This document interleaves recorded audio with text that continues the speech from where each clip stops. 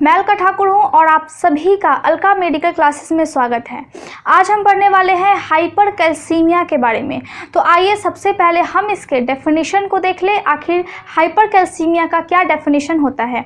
तो डेफिनेशन जैसा कि आप देख रहे हैं, hyper calcaemia is abnormally high level of calcium in blood में कैल्शियम का लेवल हाई हो जाता है मोर देन 11 mg पर DL मीन्स डेसीलीटर या फिर 5.5 milliequivalent per litre. Normally कितना होता है, अगर हम डेसीलीटर में बात करें 9 to 11 mg पर DL या फिर 4.5 to 5.5 milliequivalent per litre.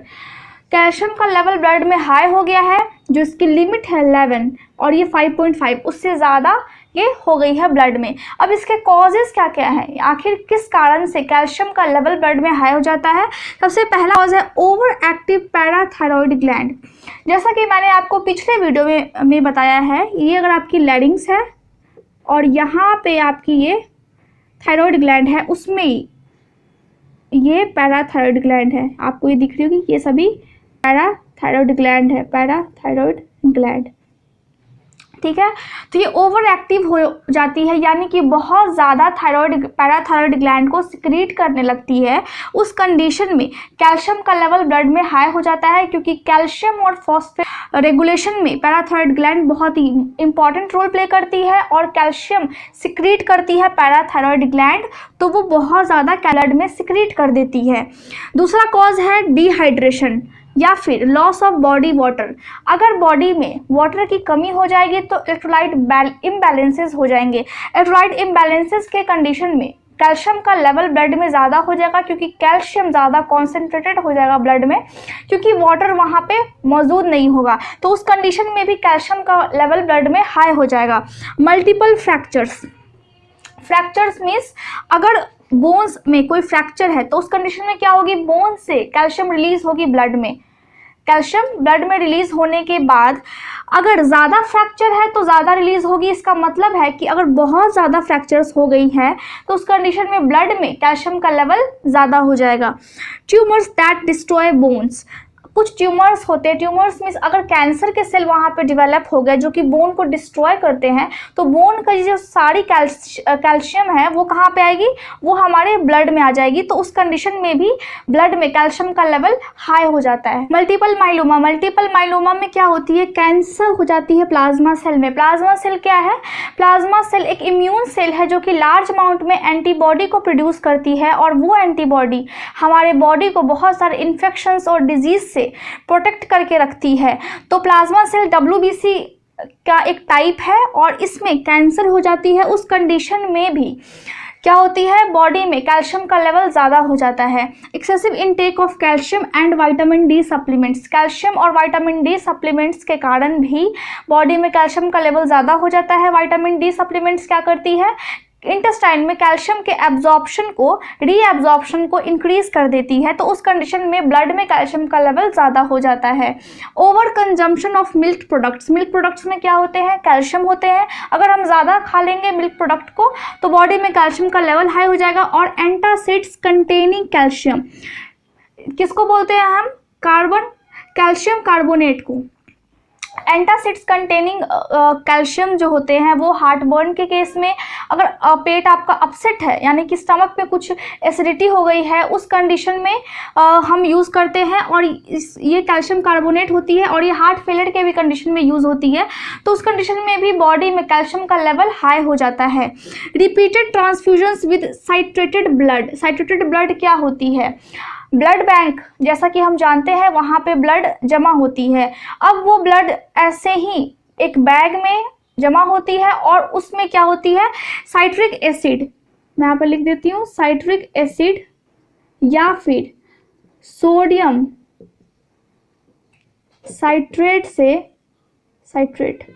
Sodium citrate से ब्लड में रिएक्शन करवा देती है, रिएक्शन करवाया जाता है ताकि ब्लड कोगुलेट ना कर सके, ब्लड जम ना सके। अगर कैल्शियम ब्लड में कंबाइंड हो जाएगी, कैल्शियम को ऐसे ही हम छोड़ देंगे, किसी से बाइंड नहीं करवाएंगे, तो वो फिर कोगुलेशन की सिस्टम जो है वो स्टार्ट हो जाएगी। तो साइट्रेटेड ब्लड में क्या होती है, एसिड की अमाउंट होती है जिसमें ब्लड के जो कैल्शियम है वो साइट्रिक एसिड या फिर कैल्शियम साइट्रेट से बाइंड कर जाती है ताकि कोगुलेशन का जो सिस्टम है वो ना हो सके, ब्लड कोगुलेट ना कर सके। तो उस कंडीशन में भी अगर किसी पेशेंट में ब्लड का बार बार वो वैसा ब्लड ट्रांसफ्यूजन हो रहा है, वैसा ब्लड उसके बॉडी में जा रहा है, तो उस कंडीशन में भी कैल्शियम का लेवल ब्लड में हाई हो जाएगा। Chronic kidney disease, kidney disease के कंडीशन में भी अगर फिल्टर नहीं कर पा रही है कैल्शियम को किडनी सही से, तो बॉडी में किडनी कैल्शियम का रिटेंशन हो जाएगा किडनी खराब होने के कारण।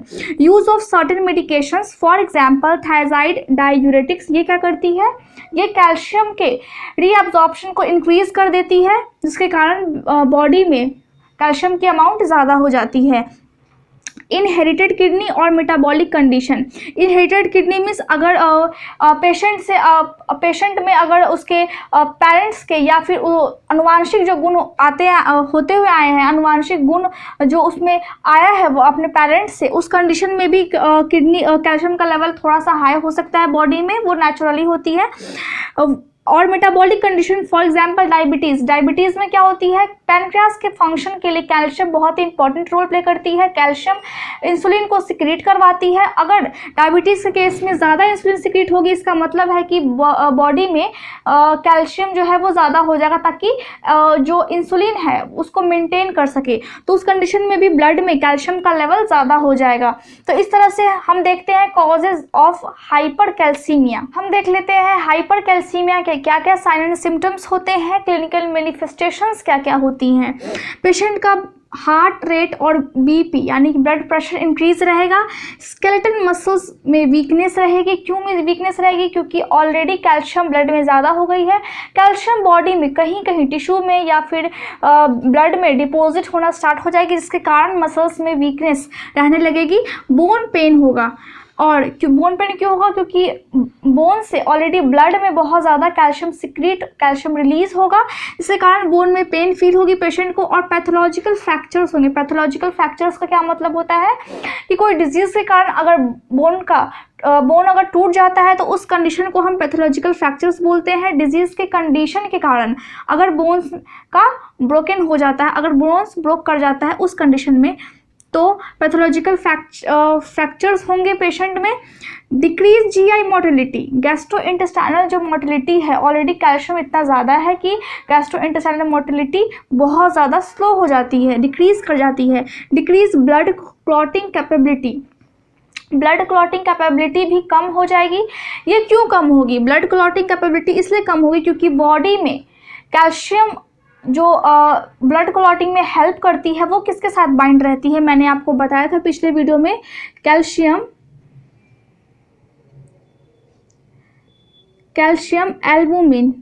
एल्बुमिन के साथ अटैच रहती है, एल्बुमिन के साथ बाइंड रहती है, तब जाकर के वो आयोनाइज्ड कैल्शियम बनती है, जिसके कारण ब्लड में क्लॉटिंग होती है। लेकिन ब्लड में ज़्यादा एक्सेस कैल्शियम होने के कारण एल्यूमिन का जो लेवल है वो कम हो जाएगा और कैल्शियम ज़्यादा हो जाएगा, यानी कि जो आयोनाइज्ड कैल्शियम होंगे वो कम हो जाएंगे, जिसके कारण क्लॉटिंग सही से नहीं हो पाएगी।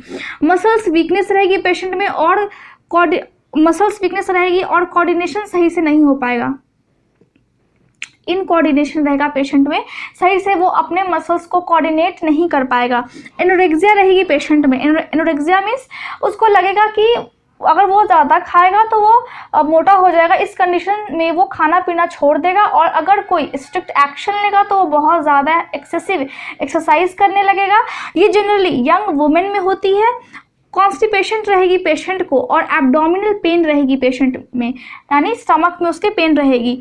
नोजिया होगी पेशेंट को और वॉमिटिंग होगी। उसके बाद पॉलीयूरिया, फ्रिक्वेंट यूरिनेशन होगी, बार बार उसको यूरिन पास करने की ज़रूरत महसूस होगी। और पॉलीडिप्सिया, यानी कि टिश्यू में फ्लूइड का एक्यूमुलेशन हो जाएगा पॉलीडिप्सिया के कंडीशन में। पेशेंट के किडनी में स्टोन्स हो सकती है। क्यों, क्योंकि कैल्शियम का लेवल ज़्यादा हो गया है, तो कैल्शियम कहीं कहीं डिपॉजिट होना स्टार्ट हो जाएगी और वेस्ट प्रोडक्ट अगर स्टोन होगी तो वेस्ट प्रोडक्ट किडनी से नहीं निकल पाएगा और वो बॉडी में ही रह जाएगा, वो बॉडी में ही जमा होना स्टार्ट हो जाएगी।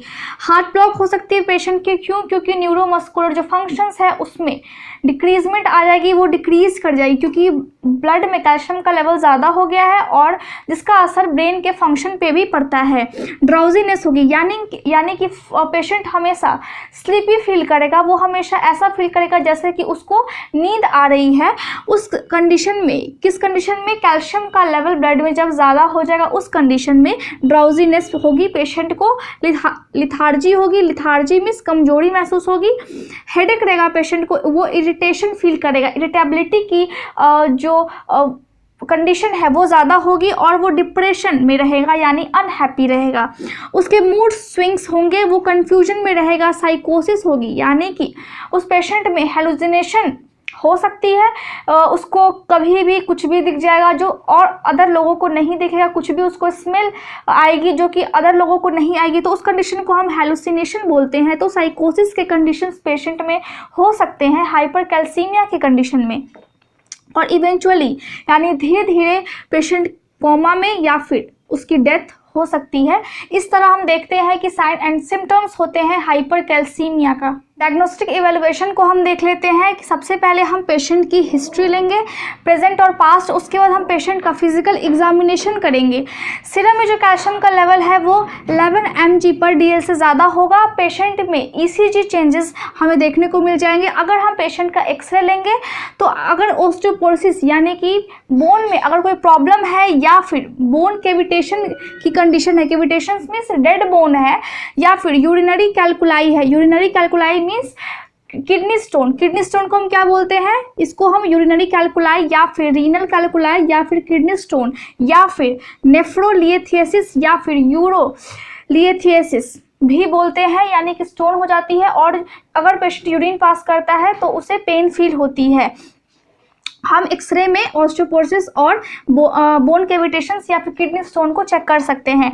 यूरिन का एनालिसिस करेंगे, यूरिन एनालिसिस करेंगे ताकि अगर यूटीआई इन्फेक्शन है पेशेंट को हम वो जान पाए, किडनी में डिजीज़ है तो हम वो जान पाए, और पेशेंट में अगर डायबिटीज़ है तो यूरिन के माध्यम से हम उसके डायबिटीज़ भी चेक कर सकते हैं। यूरिन का अपीयरेंस, कॉन्सेंट्रेशन या फिर कंटेंट यूरिन का कैसा है उस कंडीशन को हम देख सकते हैं। पैराथायरॉइड हार्मोन लेवल भी पेशेंट में हाई रहेगा क्योंकि बॉडी के ब्लड में कैल्शियम का लेवल बहुत ज़्यादा हो चुका है। और सल्कोविच यूरिन टेस्ट करेंगे। सल्कोविच एक टूल है जिसके माध्यम से, जिसकी सहायता से हम यूरिन का टेस्ट करेंगे। वो टेस्ट में कैल्शियम के प्रेसिपिटेशन को हम देखते हैं, यानी कि अगर कैल्शियम का प्रेसिपिटेशन इंक्रीज रहता है इसका मतलब है कि ब्लड में कैल्शियम का लेवल ज़्यादा है।